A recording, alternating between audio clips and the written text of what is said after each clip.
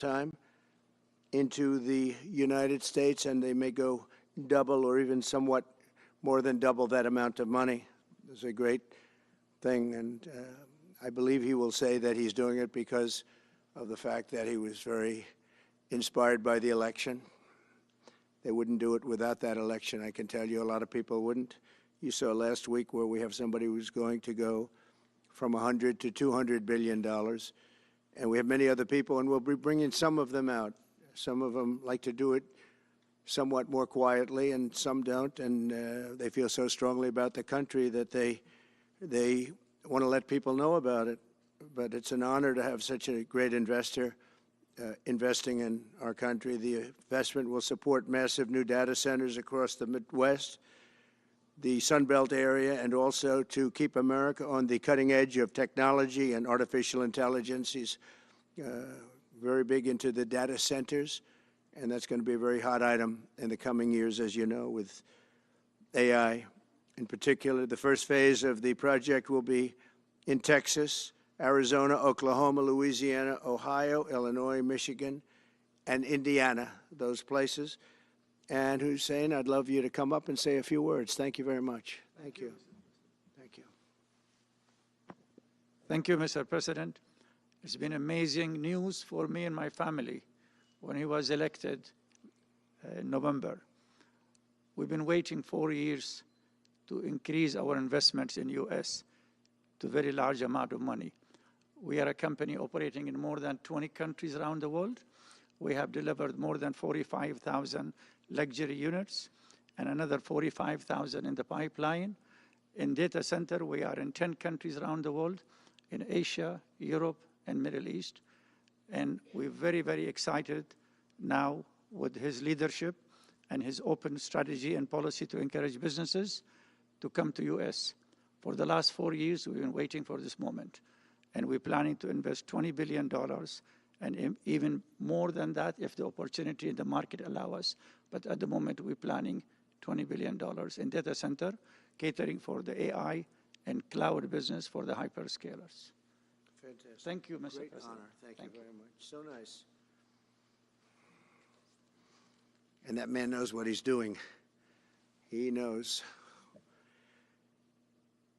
So, Hussein, we're going to work with you and make sure everything goes smoothly. We have powers that haven't really been used in terms of environmental. If you invest over $1 billion in the United States, we're going to give expedited reviews to everybody because everyone's afraid they're going to come in and get caught in the quagmire, which is very prevalent in the United States, unfortunately, the quagmire of environmental and various other regulations and rules.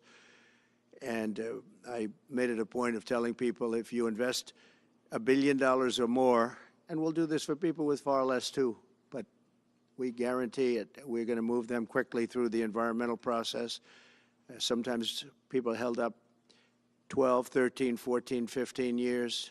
I saw it with plants in Louisiana where I got it approved in literally a week. They were through the review in 1 week after spending 14 and a half years trying to get it, and they were going nowhere. It was a terrible thing. So I've been a victim of that myself over the years, and I think I know all the games and all the tricks that are played, and much of it is just done to stop progress. So we're going to be helping you and everybody else that comes to the United States and wants to invest their money, that you don't get tied up for the rest of your life and you can't do anything. This commitment further underscores that many of the greatest business leaders on earth are seeing a very bright economic future for America since the election. As you know, a lot of positive things have happened.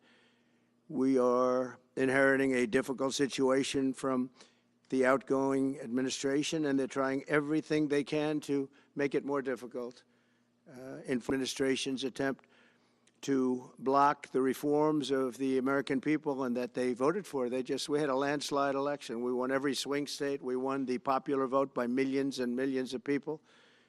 Nobody even knows how many people, millions.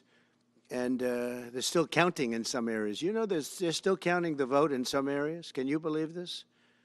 What a place. What a horrible place. One of the things we're going to do is we've got to fix the election so that we get honest counts and they get done by 10 o'clock in the evening or something thereabouts. They have places where they're still counting votes. President Biden's actions yesterday it'll be done immediately, and we will drill, baby, drill. And we're going to be drilling in a lot of other locations, and the energy costs are going to come way down. They'll be brought down to a very low level, and that's going to bring everything else down. That's what caused it to go up, along with the ridiculous spending on the Green New scam, all this money, trillions of dollars. It's like throwing it right out the window, what they're doing. And they're trying to spend so much now. They're just taking money and giving it to anybody that wants it for any project at all, if it's certified under the Green New scam. And they don't work, and it's too expensive. And do everything possible to make this transition to the new administration very smooth. It's not smooth because they're doing that. They're playing with the courts, as you know. They've been playing with the courts for 4 years, probably got me more votes because I got the highest number of votes ever gotten by a Republican, by far, actually, by a lot. And, you know, we had a great election, so I guess it didn't work. But even to this day, they're playing with the courts. They have their friendly judges that like to try and make everybody happy on the Democrat side.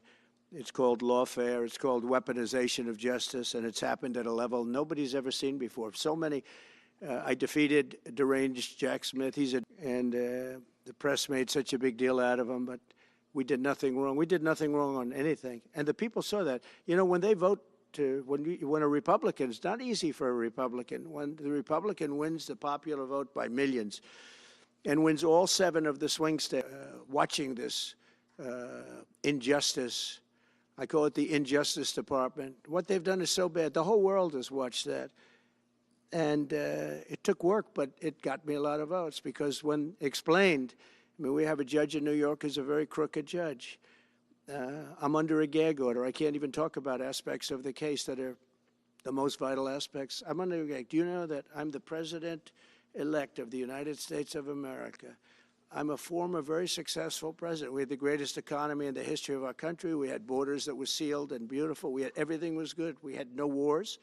I'm going into a world that's burning with Russia and Ukraine, with Israel. You took a look at that attack on October 7th, the attack on Israel, with the horrible way they got out. Not the fact that they got out. I would have been out before them. But we would have been out of Afghanistan with dignity and strength as opposed to looking like a bunch of fools with 13 dead and many, many badly, horrifically injured. Nobody ever talks about them. No arms, no legs. Nobody ever talks about them. The way they got out was outrageous, leaving billions of dollars of brand new military equipment that I bought in the hands of the Afghans and specifically the Taliban. It's the group. And we were doing very well. We would have been out. We would have been respected. I think it's one of the reasons it was so badly handled, that withdrawal where people are jumping onto airplanes, falling off the sides of airplanes when they're 3,000 feet in the air. And nobody's ever seen anything like that, the worst. And because of that, I think Russia went and attacked Ukraine. When they saw that, they said, these guys are incompetent. They don't know what they're doing. But we know what we're doing now, and that's going to all end. And we have a great military. I defeated ISIS, as you know. We're in no wars. I just finished a couple. And we got also our soldiers guarding Syria and Turkey. We're in the middle. We had 5,000 soldiers. They would have been gobbled up with 2 armies. We had one army, 300,000. We had another one, 500,000 or 600,000, getting ready. We had 5,000 people in the middle. I said to a general, how do 5,000 people do in that case? And the general just looked at me and said, not well, sir, not well. And I took him out. And you know what happened? Nothing. I got criticized. I saved 5,000 lives, actually. And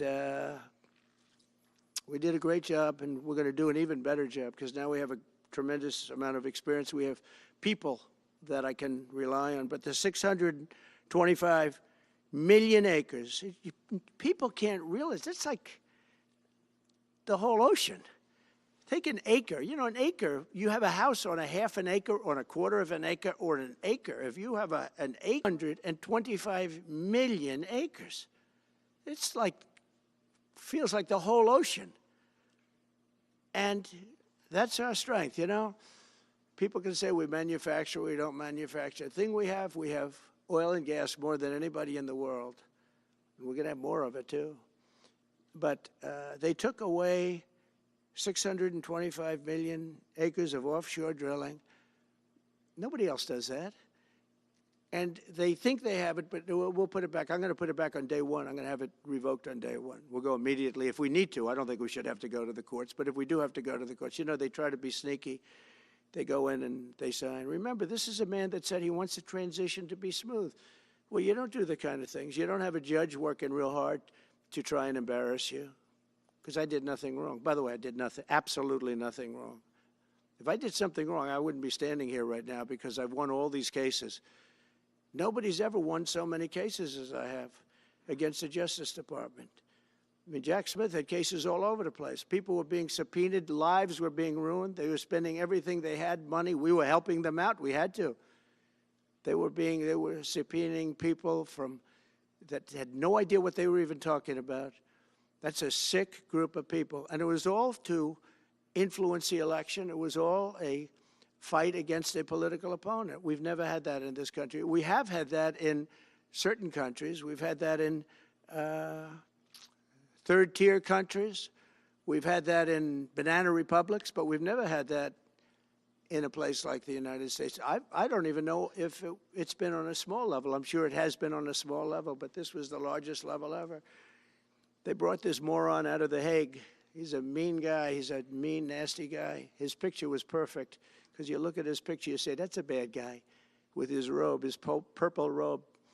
And he executes people. He shouldn't be allowed to execute people, because he'll execute everybody. He's a nut job.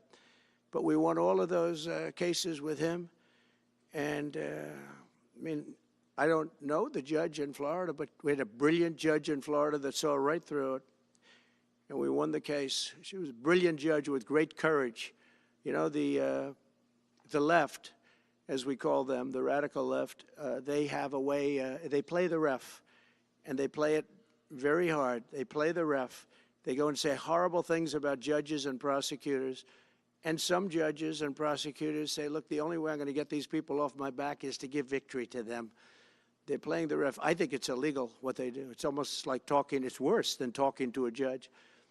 But the judge in Florida, Judge Cannon, was brilliant and tough, and she didn't stand for it. And I don't know her. And never met her until the case, and I don't believe I said even one word to her. But she was very, very strong and very, very brilliant. And her opinion was so brilliant that they dropped their appeal. They couldn't beat the appeal.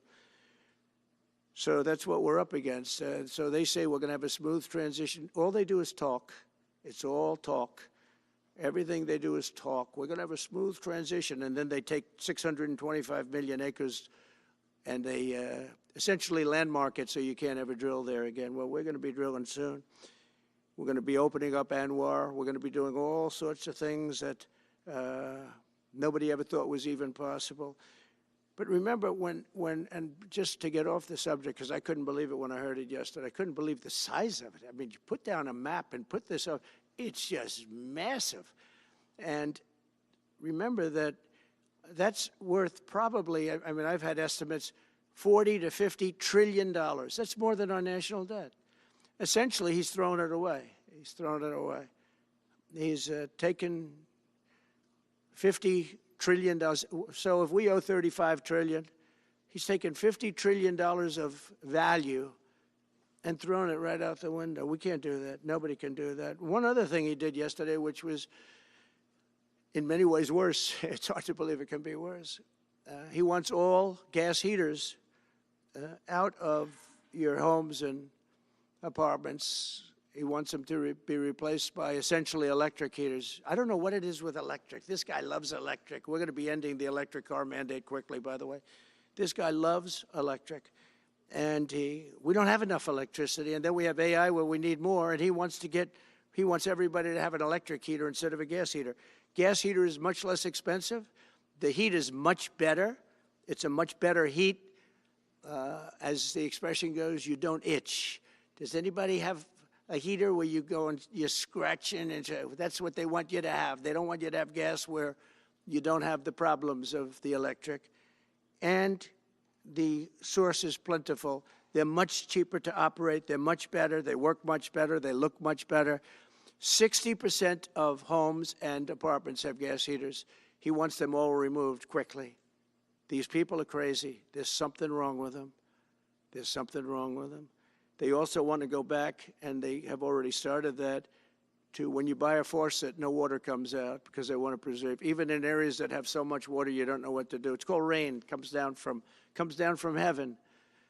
And they want to do, no water comes out of the shower. It goes drip, drip, drip. So what happens? You're in the shower 10 times as long, you know. No water comes out of the faucet. You want to wash your hands. They want to go back to even stronger than what they have right now. As you know, I ended that policy. You can have all the water you want. Makes no difference. It comes weird, especially in certain areas. We have so much water, we don't know what to do with it. But these are all things. They want very, very little water to go into your dishwasher, almost none. And you know what people do? They just keep pressing, pressing, pressing, keep it going. They end up using more water. Likewise, washing machines. They want in your washing machine to have very little water coming out of the washing machine. So when you wash your clothing, you have to wash it 4 times instead of once. You end up using more water. We're a party of common sense, and things that I'm telling you now is really all about common sense. On January 20th, we'll turn the economy around very quickly, because right now when I think of our economy, I think about inflation. That's what we have. We have inflation, I believe, at a level that we never had before. There's never been anything like it. And over the next really, it's already doing it. If you take a look, just last month, SoftBank announced the $200 billion. I think it'll be 200. He said between 100, and I said, how about making it 200? And he sort of said yes, but let's say it's 100, but it might be 200, right, Brian? Dollars, United States, creating more than 100,000 jobs. Hussein just announced a tremendous investment that he's going to make, and that's money that's in the bank. He's going to come and do it, and he'll do a great job, and he'll build the best centers in the country, I guarantee, because I know the way he builds. Since my election, the stock market has set record time ever, never even close.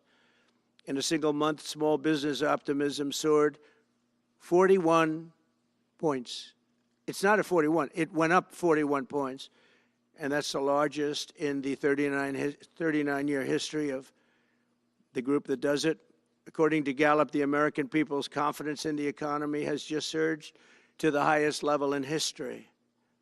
That's why I have a news conference like that. Conferences, they're saying, what am I doing here? They go in and they invest money, but it's good to know where the smartest business people in the world are investing, and they're investing in the United States. So we've done this all in 2 months of not being there. You know, we haven't been there. And it's pretty amazing, and we think we're going to do some really great things, really great things. We're being respected again all over the world. The Panama Canal is a disgrace, what took place at the Panama Canal. Jimmy Carter gave it to them for $1, and they were supposed to treat us well. I thought it was a terrible thing to do. You know, it's the most expensive structure ever built in the history of our country, relatively. It would be the equivalent of substantially over $1 trillion today. We lost 38,000 people. Think of it, 38,000 people, they died from malaria, mosquitoes. They were unable to stop the mosquitoes. They paid people 5 times more to take the job. Many of those people died. We gave it away for $1. But the deal was that, you know, they have to treat us fairly. They don't treat us fairly. They charge more for our ships than they charge for ships of other countries.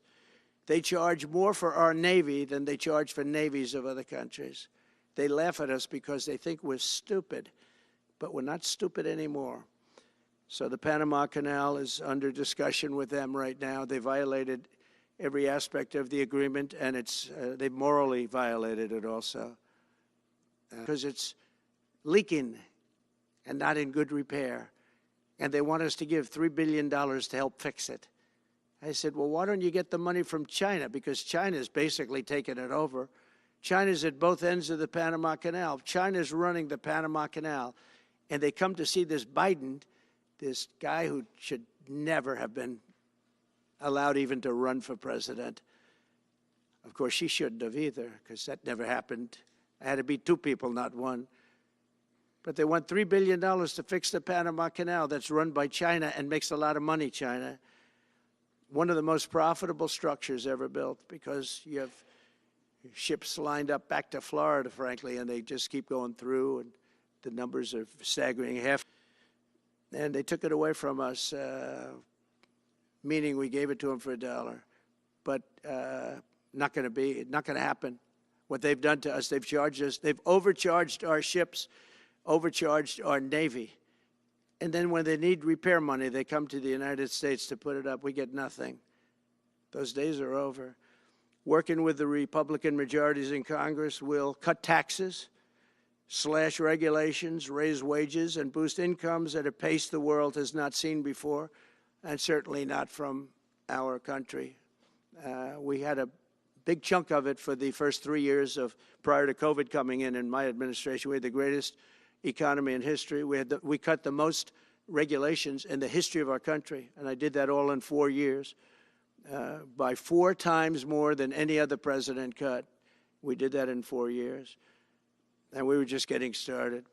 We'll impose new tariffs so that the products on our stores will once again be stamped with those beautiful words, made in the USA. And we are not treated well, as you know, by Canada. Canada is subsidized to the tune of about $200 billion a year, plus other things. They don't essentially have a military. They have a very small military. They rely on our military. It's all fine, but, you know, they got to pay for that. It's very unfair. I have so many great friends. One of them is the great one, Wayne Gretzky. I said, run for prime minister, you'll win it'll take 2 seconds. But he said, well, am I going to run for prime minister or governor? You tell me. I said, I don't know, let's make it governor. I like it better. But no, something's going to have to be done. Same thing with Mexico. We have a massive deficit with Mexico, and we help Mexico a lot. They're essentially run by the cartels, and can't let that happen. Mexico's really in trouble, a lot of trouble. Very dangerous place. And we're going to be announcing at a future date pretty soon. We're going to change, because we do closing everything up, essentially getting rid of $50 to $60 trillion worth of assets. We're going to be changing the name of the Gulf of Mexico to the Gulf of America, which has a beautiful ring that covers a lot of territory. The Gulf of America, what a beautiful name. And it's appropriate. It's appropriate. And Mexico has to stop allowing millions of people to pour into our country. They can stop them. And we're going to put very serious tariffs on Mexico and Canada, because Canada, they come through Canada too, and the drugs that are coming through are at record numbers, record numbers. So we're going to make up for that by putting tariffs on Mexico and Canada, substantial tariffs. And we want to get along with everybody, but, you know, they have to, it takes two to tango. We're approaching the dawn of America's golden age. It's going to be a golden age for America. We have things that nobody else has. We have more natural resources. We have, number one, nobody knew that until I came along. I made us number one. We were number 3. I made us number 1 in a very short period of time in drilling. And, you know, you can talk about windmills. They litter our country. They're littered all over our country, like dropping paper, like dropping garbage in a field. And that's what happens to them, because in a period of time, they turn to garbage. Most expensive energy ever. They only work if you get subsidy. The only people that want them are the people that are getting rich off windmills, getting massive subsidies from the U.S. government. And it's the most expensive energy there is. It's many, many times more expensive than clean natural gas. So we're going to try and have a policy where no windmills are being built. You know, off the coast of New Jersey, they want to build like 200 windmills. The people are going crazy. Nobody wants them, and they're very expensive. They don't work without subsidy. You don't want energy that needs subsidy. Energy is a good business. You don't need subsidy. But when you build these massive towers, I mean, they're 25 stories tall, 40 stories. They have one 70 stories tall. The blades, they take 3 ships to ship them. It's crazy. They're dangerous. You see what's happening up in the Massachusetts area with the whales, where they had 2 whales wash ashore in, I think, a 17-year period, and now they had 14 this season. The windmills are driving the whales crazy, obviously. And they had actually over, I think, 125 or something over a number of years. And we don't want that to happen. It's a disaster it's amazing the way a true environmentalist would say, oh, we love wind. It sounds good, but that's about where it ends. You know, after 10 years, you have to redo them. And what happens is they don't do that. They let them stand and they rust, and they say, because of the environment, I'm not a believer in this, but they say you can because what do you do with them? And I don't know if you've ever gone to Palm Springs, California, or any of these places where you have long-term windmills standing. They're a disaster. They're rusting, rotting, closed, falling down. This is as you enter Palm Springs. And they put new ones next to them because nobody wants to take them down, because why should they take them down? It's very expensive to take them down. And you can't do anything with them because the blades, you can't bury them because of the environmental. Beautiful golden age of business. And I think we're also at a golden age of common sense, because everything I'm saying to you, from a simple water faucet that doesn't allow water to come out appropriately, to all of the other elements of what we do and what we're going to do, to take $50 to $60 trillion off our country's balance sheet because some man that has no idea, the Democrats know it, what they did is a crime by allowing that to happen. And I'll bet you, if you asked him today, how much acreage did you submit? Essentially, did you destroy? You destroyed the economic viability of drilling in the ocean. And with AI coming along and all, you know, a lot of people don't realize that AI is going to be a big thing, but you'll need double the electricity at least that we have right now. So right now we produce electricity for many, many different things. AI is a very big deal in terms of the future. China is already building electric facilities, big, bold electric facilities. And you know how they're being fired up? With coal. They're being fired up with coal. And we're going to build bigger and better ones. People like Hussein that are doing the same thing as he is. I'll bet they don't do it as well because I know how he does it, but they're doing a lot of things. The problem is they can't get their permits because I say build the plant with the building. So with the structure, build the plant, because if you go into the grids are old. So they said, that's a great idea. In other words, build your electric facility alongside of your plant. And you could have extra output if you want, because once you build it, you can make it larger pretty inexpensively. You could have extra output, which you'll sell to the public, but build it with the plant, and people are loving that idea. So we're going to have a lot of fun making America great again, and it's going to happen, I think, very, very quickly. It's already happened. So I would say this, and this has been pretty openly reported by the news. There's never been anything like what's happened in the list since we won the election. Couple of months since we won the election, the whole perception of the whole world is different. People from other countries have called me. They said, thank you. Thank you. The big problems that are going on right now, we're going to have to settle up with Russia, Ukraine. That's a disaster. I look at numbers every week, the number of people being killed in that war. People don't know, mostly soldiers now. But the towns have been obliterated. This was a Biden fiasco that that should have never happened. If we had a real president, if we had a president that knew what he was doing, Russia would have never, ever gone in. But they did go in, and we have a mess. The cities are all blown up. The people have largely left. And the soldiers are killing each other at levels that haven't been seen since the Second World War.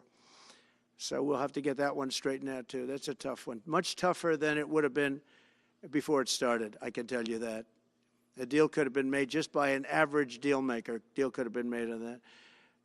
So thank you all for coming. We'll take a couple of questions. Yeah. Go ahead, please. Mr. President, thank you. Wanted to touch on the world on fire that you mentioned, but let's start, if we could, with your references to Greenland and the Panama Canal, so forth. Can you assure the world that as you try to get control of these areas, you are not going to use military or economic coercion? No. And can you tell us a little bit about what your plan is? Are you going to negotiate a new treaty? Are you going to ask the Canadians to hold a vote? What is the strategy? Yeah, And then I if can't that's assure you, you're talking about Panama and Greenland. No, I can't assure you on either of those two. But I can say this, we need them for economic security. The Panama Canal was built for our military. I'm not going to commit to that now. It might be that you'll have to do something. Look, the Panama Canal is vital to our country. It's being operated by China. China. And we gave the Panama Canal to Panama. We didn't give it to China. And they've abused it. They've abused that gift. It should have never been made, by the way. Giving the Panama Canal is why Jimmy Carter lost the election, in my opinion, more so maybe than the hostages. The hostages were a big deal. But if you remember, and nobody wants to talk about the Panama Canal now because, you know, it's inappropriate, I guess, but because it's a bad part of the Carter legacy. But he was a good man. Look, he was a good man. I knew him a little bit, and he was a very fine person, but that was a big mistake. Giving the Panama Canal to Panama was a very big mistake. We lost 38,000 people. It cost us the equivalent of $1 trillion, maybe more than that. Probably the most expensive, they say it was the most expensive structure, if we call it a structure, which I guess you can, ever built.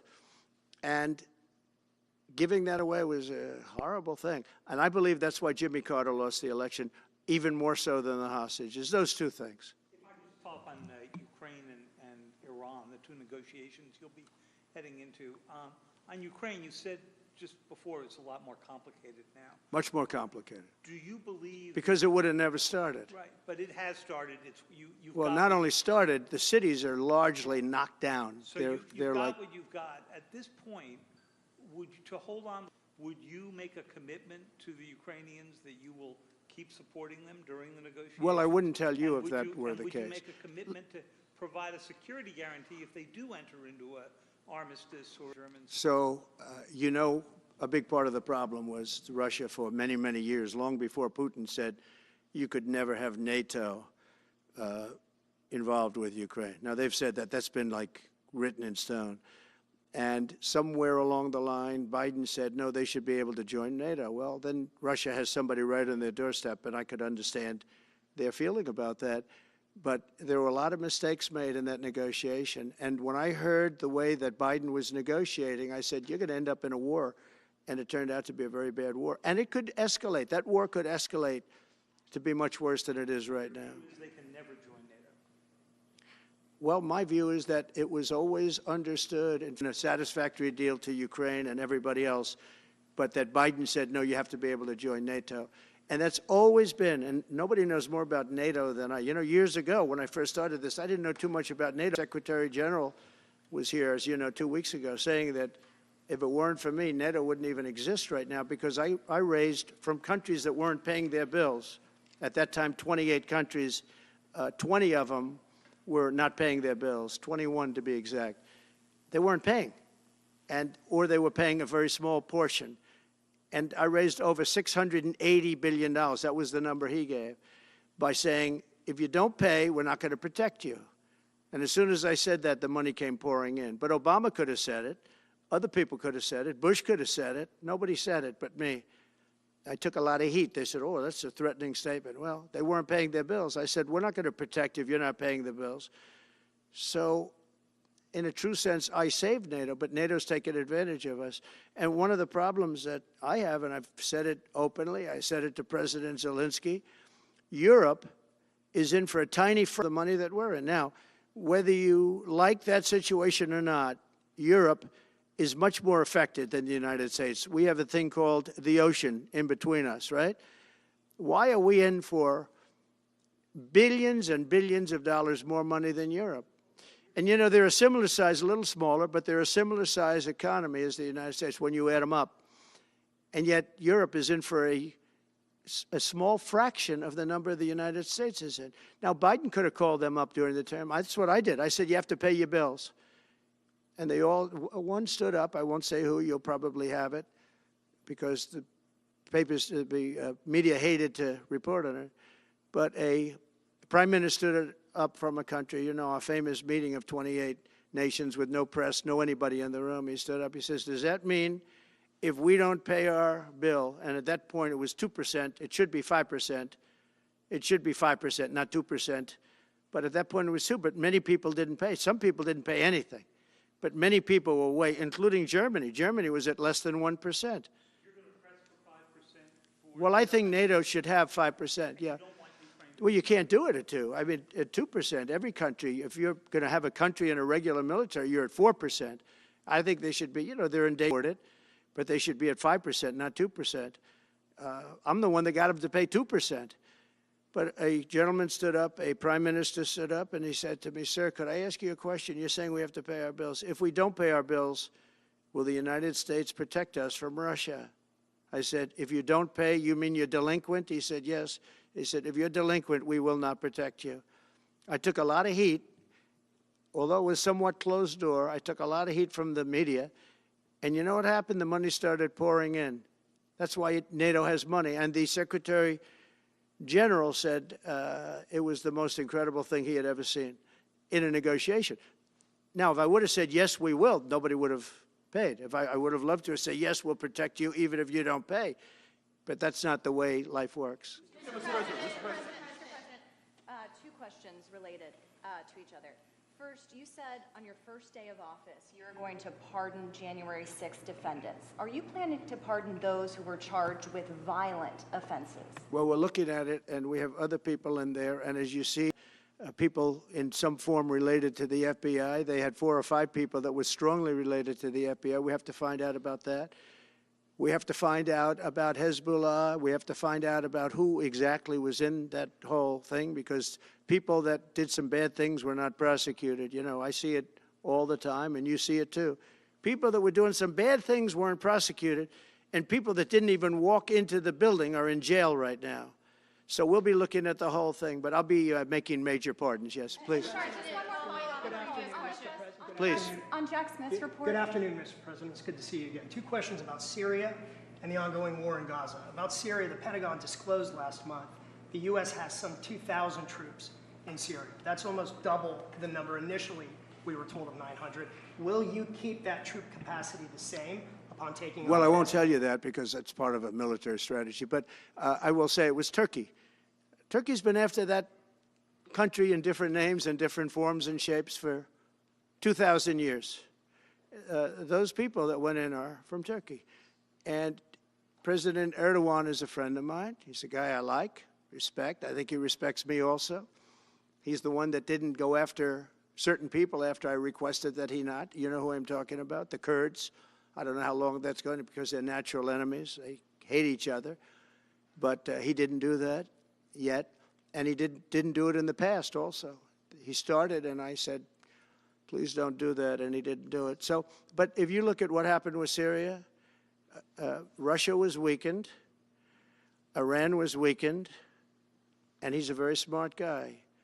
And he sent his people in there through different forms and different names, and they went in and they took over, and that's the way it is. I'm sorry, I don't mean to interrupt you. Do you have concerns about HTS taking control of By the way, I Syria at this have point? the envoy here. Is that in the back? Standing with my son, Eric, is Steve Witkoff, who's just got back from the Middle East, and he's done a fantastic job. He's a great deal maker.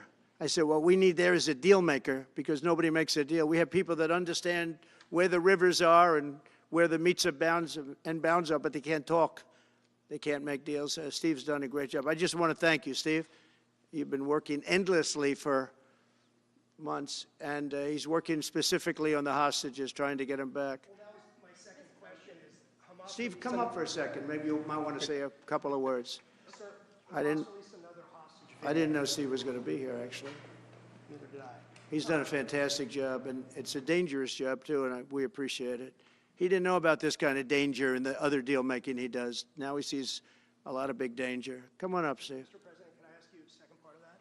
Hamas Yeah, released just one another second, hostage please. video. I'm going to give you a little report on the hostages, if I can. Steve? Thank you very much. Thank you, Mr. President. Wow. Well, I think we're making a lot of progress, and I don't want to say too much because I think they're doing a really good job back in Doha. I'm leaving tomorrow back to go to Doha. But I think that we've had some really great progress, and I'm really hopeful that by the inaugural, we'll have some good things to announce on behalf of the President. I actually believe that we're working in tandem in a really good way, but it's the President, his reputation, the things that he has said that are driving this negotiation. And so hopefully it'll all work out and we'll save some lives.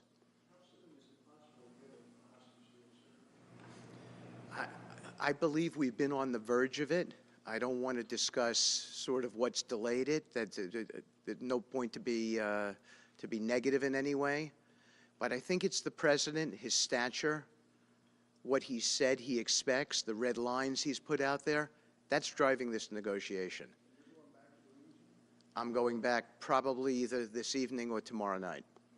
Are you confident there'll be a deal before January 20th, or is that something that's likely to happen, if there's a deal even at all? And we've been hearing this now for the better part of, I know. since October 7th. I would say, They better be. right. I would say that the President is exasperated. I don't want to talk for him, but look, I don't know anyone who delegates better than speak emphatically. And emphatically means you better get it, you better do this, because the alternative. Do you think they're waiting for President Trump to take office? No, I think they heard him loud and clear. Better get done by the inaugural. But when you say all hell will be Before I paid, take that all hell must be paid if they don't release the You know what that hostages. means, don't you? Well- Do I have to define it for you? Look, all No, I know hell you're not will gonna break out. telegraph If what- those hostages aren't back, I don't want to hurt your negotiation. If they're not back by the time I get into office, all hell will break out in the Middle East. And it will not be good for Hamas, and it will not be good, frankly, for anyone. All hell will break out. I don't have to say anymore, but that's what it is. And they should have given them back a long time. They should have never taken them. There should have never been the attack of October. There was, and many people are killed. They're no longer hostages. I have people from Israel and others calling, begging me to get, you know, we had also people there from the United States, just so you know. They're holding some so-called back. Can I get the body of their daughter back? That beautiful girl where they threw her in the car, pulled her by her ponytail and threw her in the car like she was a sack of potatoes. I said, what happened to her? Sir, she's dead. Like a 19, 20-year-old beautiful girl. And the way they treated her. And I just say it this very simply. Steve's got a job to do. He's a great guy, great negotiator, great person. They respect him over there already. It's what we needed over there. We have people that know everything about the Middle East, but they can't speak properly. They don't know. He's a great negotiator. That's what I needed. I could have sent that gentleman right over there, Hussein. He's a great negotiator. There are people, they're rare. Great negotiators are very rare, like a great surgeon. But we have the right person. But I tell this, I don't want to hurt the negotiation. If the deal isn't done before I take office, which is now going to be 2 weeks, all hell will break out in the Middle East. Okay? Thank you, Mr. President. You've done a great job. Thank you. Mr. President, more than 140 police officers were injured by rioters on January 6th. Will you pardon anyone who attacked a police officer? Well, you know, the only one that was killed was a beautiful young lady named Ashley Babbitt. She was killed, and there was actually somebody else that was killed, also a MAGA person, but people don't give it 100% credibility. I'm going to find out about it, and we're going to find out. But Ashley Babbitt was killed. She was shot. She had never been shot. She was shot for no reason whatsoever. In fact, they say that she was trying to hold back the crowd, and the crowd was made up of a lot of different people, so we'll see. But I will tell you this, the person that was killed was Ashley Babbitt. The other thing is, when they talk, you know, there was never charges of insurrection or anything like that. But if there were, this would be the only insurrection in history where people went in as insurrectionists with not one gun, okay? And let me tell you, the people that you're talking about have a lot of guns for hunting and for shooting and for entertainment, a lot of good reasons. But there wasn't one gun that they found And why didn't they find the bomber, the pipe bomber? You know, they know who the pipe bomber is. The FBI knows who it is. The status of the FBI has gone down so far, and the status of the DOJ, or as I call it, the Department of Justice, it's the Department of Injustice. It's being laughed at all over the world. And hopefully with Pam Bondi and with Kash Patel and with other people that we're putting in, that will all come back.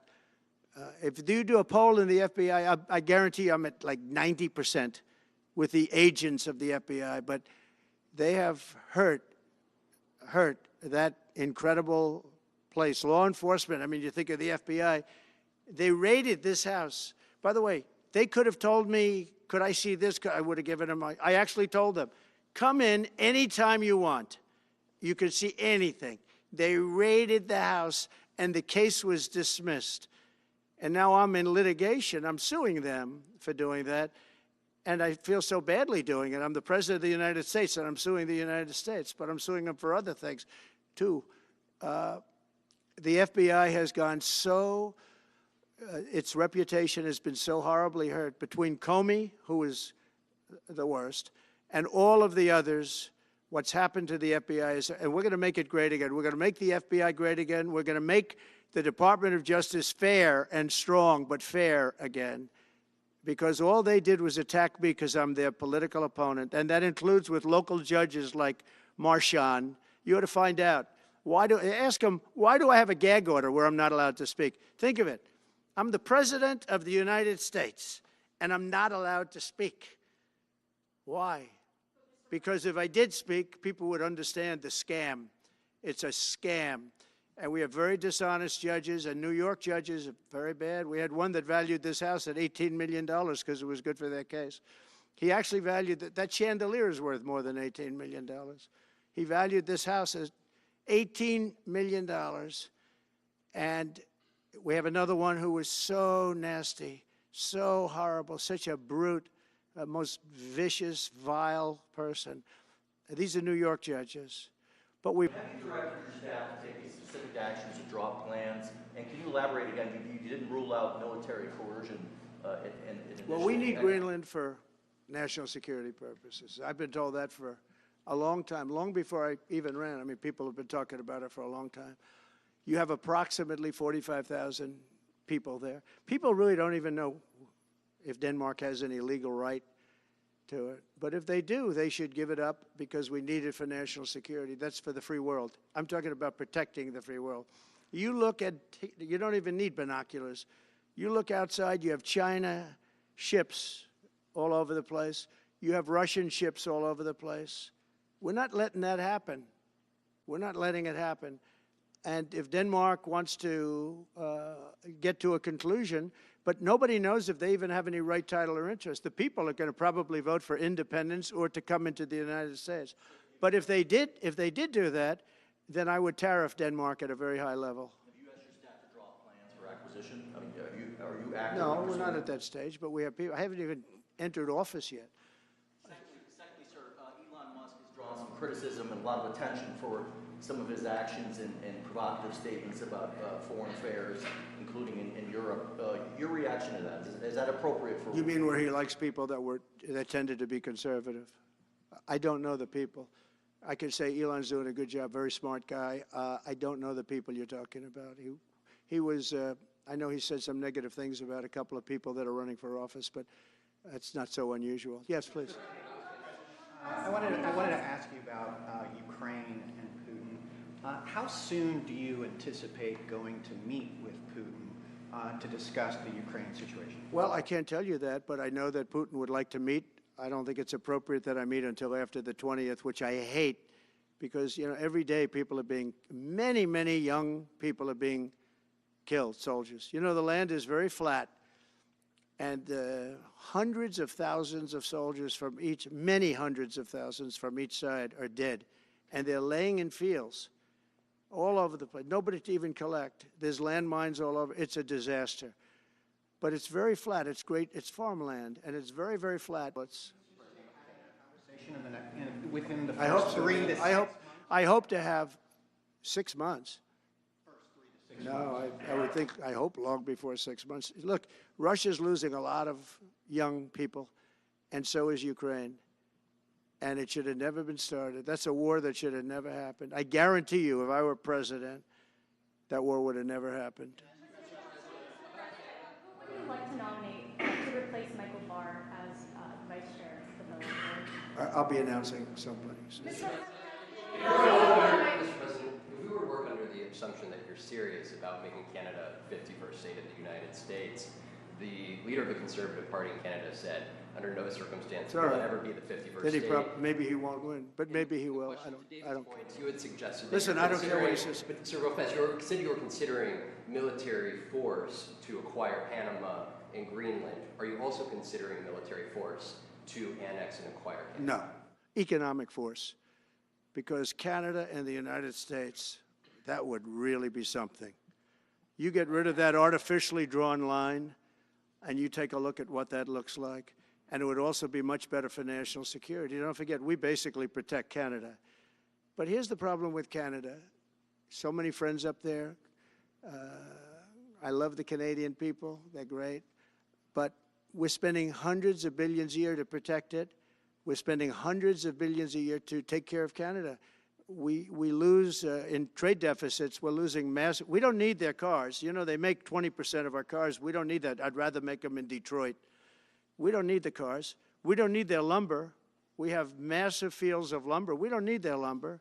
We have to unrestrict them because stupid people put, you know, restrictions on, but I can do that with an executive order. We don't need anything they have. We don't need their dairy products. We have more than they have. We don't need anything. So why are we losing $200 billion a year and more to protect Canada? And I said that to, as I called him, Governor Trudeau. I said, listen, what would happen if we didn't subsidize you, if we didn't, because we give them a lot of money. We help them. As an example, we're buying icebreakers, and Canada wants to join us in the buying of icebreakers. I said, you know, we don't really want to have a partner in the buying of icebreakers. We don't need a partner. But no right. Nope, no right. Here's what we have. We have a right not to help them with their financial difficulties because we owe $36 trillion too. We're going to start knocking it out pretty fast, but we're going to be able to do it because of energy and other things. But no right. No right. But why are we supporting a country, $200 billion plus a year? Our military is at their disposal. All of these other things, they should be a state. That's why I told Trudeau when he came down, I said, what would happen if we didn't do it? He said Canada would dissolve. Canada wouldn't be able to function if we didn't take their 20% of our car market. You know, again, they send us hundreds of thousands of cars. They make a lot of money with that. They send us a lot of other things that we don't need. We don't need their cars, and we don't need the other products. We don't need their milk. We got a lot of milk. We got a lot of everything, and we don't need any of it. So I said to him, well, why are we doing it? He said, I don't really know. He was unable to answer the question, but I can answer it. We're doing it because of habit, and we're doing it because we like our neighbors, and we've been good neighbors, but we can't do it forever, and it's a tremendous amount of money. And why should we have a $200 billion deficit and add on to that many, many other things that we give them in terms of subsidy? And I said, that's okay to have if you're a state. But if you're another country, we don't want to have it. We're not going to have it with European Union either. European Union, we have a trade deficit of $350 billion. They don't take our cars. They don't take our farm product. They don't take anything. And so we're not going to have it with them either. Brian, go ahead. Yes. Happy New Year, by the way. Thank you. We have some breaking news. You may not be aware the DOJ from releasing the Smith's report until further court proceedings. Get your thoughts on that. That's a big story. Yeah. So if I get it right, the DOJ having to do with books and records, and Biden had many more, and he wasn't protected by the Presidential Records Act, I was. But all of that fake stuff that took the lives of people, I mean, literally destroyed people. People are destroyed because of what they did. Destroyed. But we got to be president. But Biden did it for 40 years. He did it when he was a senator. That was illegal. And they ruled it was illegal. How about that? They said, it's illegal, but he's unfit to stand trial. So he can stand and be president of the United States, but the prosecutor found that he's unfit for trial. I was going to use that as a major talking point, but I never got to use it because all of a sudden I had a new candidate who was also sort of unfit to stand trial, right? But so what you're saying is that the judge just blocked the, so Cannon was thrown off the case. They dropped their appeal because he had no case. They dropped all of that, the lawsuits against us. They lost the lawsuit. So this is deranged Jack Smith.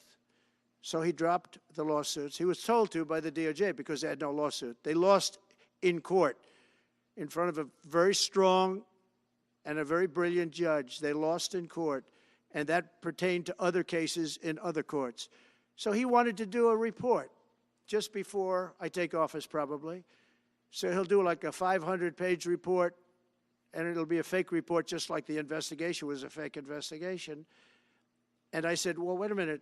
This guy was thrown off in disgrace. In disgrace. He's going back to The Hague or wherever they're going to send him. In disgrace. Because he failed so badly. Because it was a fake case against a political opponent. They thought they were going to use this to beat me. So what you're saying is, I'm just hearing that they're not allowed to issue the report. So if they're not allowed to issue the report, that's the way it should be.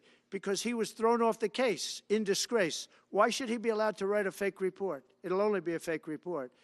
That's great news. Yeah. Good. And if I can just follow up real quickly, you want to comment, many Americans are angry that we're sending millions of dollars every month to the Taliban. Do you anticipate? It's not even believable. Billions of dollars, not millions, billions. We pay billions of dollars to essentially the Taliban, Afghanistan. And that's given by Biden. That's the same man that took away $50 to $60 trillion worth of value from the United States. Think of it. Probably our most valuable asset. Took away our most valuable asset. This can't be allowed to happen. We are now a nation of common sense. When he does that, 625 million acres, this can't be allowed to happen. Thank you for the information. Yes, sir. Most other people probably knew about it, but they wouldn't have told me, right? On the campaign trail, you vowed to bring down the prices at grocery stores very fast. Yeah, we will do it fast. But then you recently told Time Magazine that bringing down prices would be very hard. So what can the American people expect when you get into office? It's always hard to bring down prices when somebody else has screwed something up like they did. But we'll bring them down. We'll get them down. Energy is going to bring down prices. We're going to have a lot of energy. And energy is what brought it up. Energy and their bad spending is what brought it up. And energy is going to bring it down. We're going to have prices down. I think you're going to see some pretty drastic price reductions. As an example, food, bacon, ham, apples, everything has gone through the roof. It's one of the reasons I won. So as you know, I said it, inflation was one of the reasons I won, but I think the biggest reason I won was the fact that they are allowing prisoners to come into our country. They released their prisoners, their murderers. Thousands of murderers are now walking around the streets of our cities and farmland all over, murders, people that have killed. Many, 32% have killed more than one person. They released them from their jails, their prisons, and their mental institutions and insane asylums into our country. I believe that's the reason we got such a large vote. All right, maybe one or two more questions. Yeah, please, go ahead. Go ahead, you go. Sir, can you, President Carter is laying in state today in Washington. You had some harsh words for him about the Panama Canal. Is there any disconnect there? Do you feel a little bit bad about doing that on this day? No, I liked him as a man. I disagreed with his policy. So, hey, he thought giving away the Panama Canal was a good thing. I think it cost him the election. That and the hostages. I actually think that was a bigger factor because that's a deal that just should not have been made. But, again, this was a question that was asked of me. I didn't bring it up. I didn't want to bring up the Panama Canal because of Jimmy Carter's death. But people don't bring it up. But, you know, you and other people have asked me about it. No, it's a deal that I was very strongly against. I was a young guy when this took place. But just why would we spend all of that money, lose 38,000 people to malaria, the mosquito? They were dying. It was horrible what was happening. They paid, I know they were going to go over there and die. And they died in the jungles of malaria. There was nothing we could do to stop it, 38,000. And then we gave it away for $1.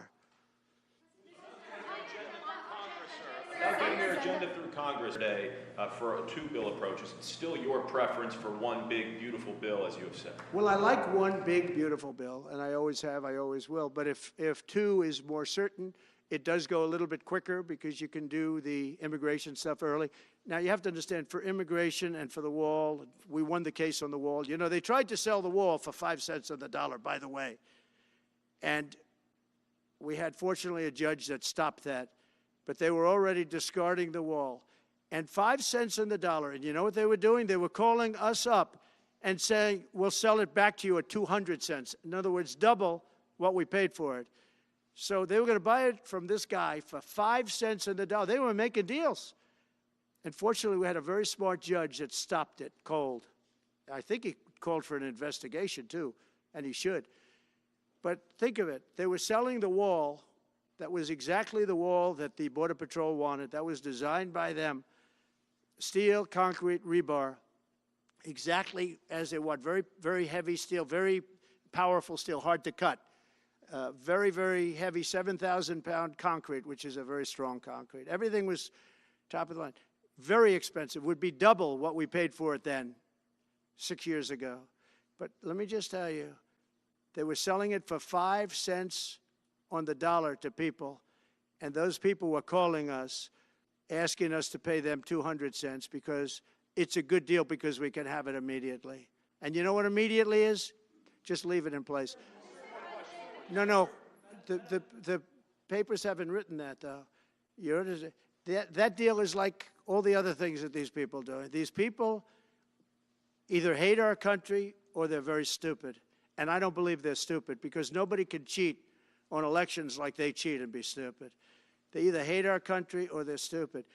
So remember what I said, because nobody wants to report it. They were selling the wall for 5 and trying to resell it back to us for 200 cents or less, but for 200 cents on the dollar. That's a nice return.